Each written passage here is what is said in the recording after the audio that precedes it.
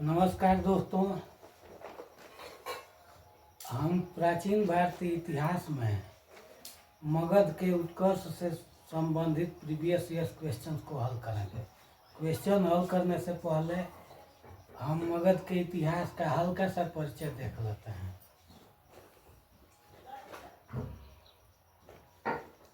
छठी शताब्दी ईसा पूर्व में अर्थात महात्मा बुद्ध के काल में संपूर्ण उत्तर भारत 16 महाजनपदों में बटा हुआ था, जिनकी जानकारी हमें अंगुत्तर निकाय से मिलती है। इन 16 महाजनपदों में एक था मगध। मगध का इतिहास कालांतर में संपूर्ण भारत का इतिहास बन गया। मगध पे शासन करने वाले राजवंशों में सबसे पहला राजवंश था बृहद्रथ राजवंश। बृहद्रथ राजवंश के बाद हर्यंक वंश शासन किया। हर्यंक वंश से ही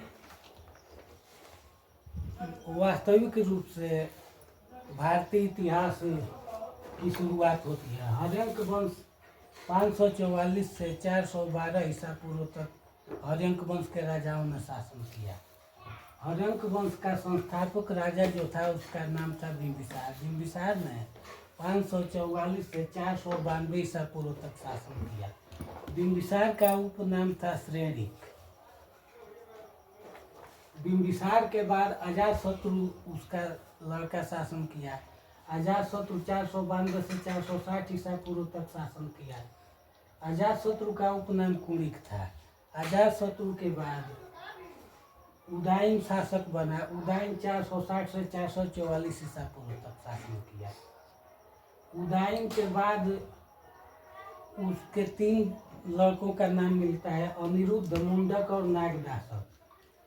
नागदासक हर्यंक वंश का अंतिम शासक था जो 412 ईसा पूर्व तक शासन किया।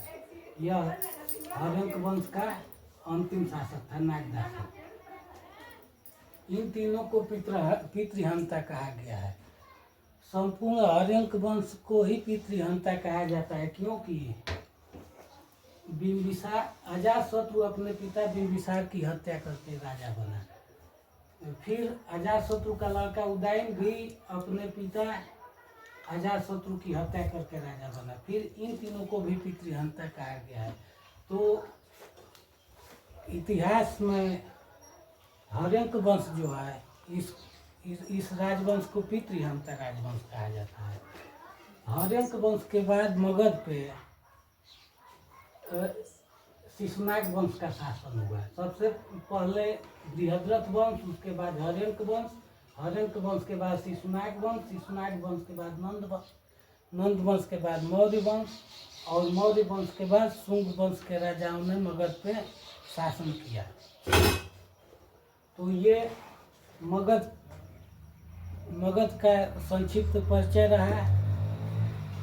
अगली वीडियो में हम प्रीवियस ईयर्स क्वेश्चन के साथ फिर मिलेंगे। धन्यवाद।